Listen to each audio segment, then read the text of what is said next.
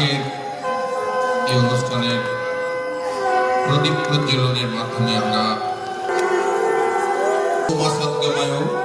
এই মন্ত্রোচ্চারণের মাধ্যমে আজকে দীপ প্রজ্বলন করব। মাননীয় সদস্যরা যারা আছেন প্রত্যেকে উঠে দাঁড়িয়ে তার সাথে ওমা সত্যময় প্রত্যেকে একসাথে উচ্চারণ করব।